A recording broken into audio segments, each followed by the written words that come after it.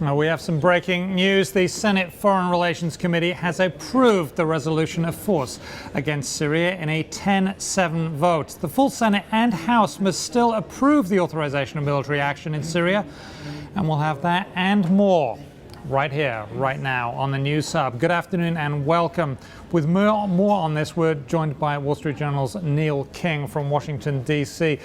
Neil, what is notable about the vote, not that it went through, is that Ed Markey, liberal from Democrat, voted present, not no, just present, not going against the party, but not really going for it. This is part of a bigger theme, isn't it?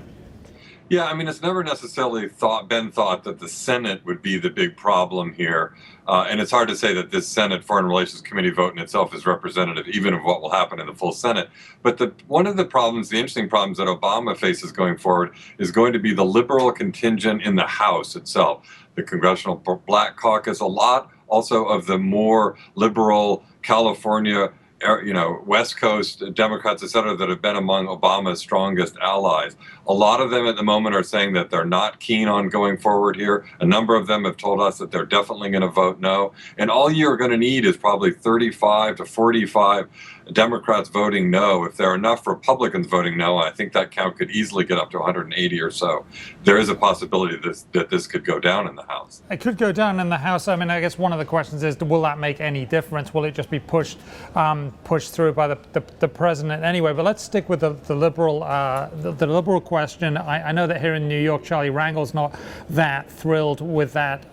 But also, you've then on the other side, you've got Nancy Pelosi.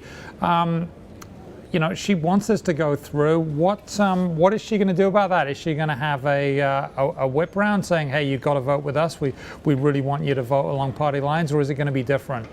Well, Nancy Pelosi has a tradition of saying that when it comes to military matters, those are votes of conscience, and she doesn't whip those kinds of votes. She has, on the other hand, today put out her second letter in 2 days, basically making the case for approving this resolution. The Obama White House, meanwhile, has held a series of conference calls today, including about an hour-long one with the Progressive Caucus. But if you look at the other side of the equation, the big progressive Democratic groups, they tell me that when they've gone out to poll their own memberships, and we're talking about groups with 1 million or more members, they're getting 3-1 opposed to moving forward on this. And the calls coming into a lot of these offices are overwhelmingly like 97% negative, I'm told.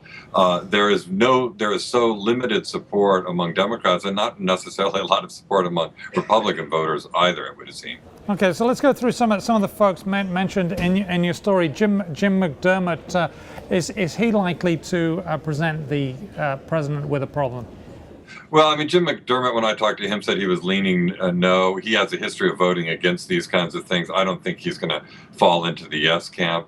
I talked to Emmanuel Cleaver, who's the former mayor of Kansas City, prominent member of the Congressional Black Caucus. He said if he had to vote today, he would vote no. Barbara Lee in Oakland, she's another one that would probably fall into that camp. A lot of websites are taking their own kind of whip lists and going through the various statements that people have made to various media sources. That list among Democrats already basically tops 30 among people that have already said they're not going to vote or that they will vote no or are leaning in that direction. So again, the numbers are starting to look pretty thin.